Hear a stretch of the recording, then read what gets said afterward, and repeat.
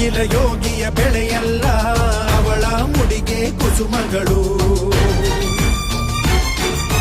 ಹರಿಯುವ ನದಿಯ ನೀರಲ್ಲ, ಅವಳ ಎದೆಯ ಅಮೃತವು.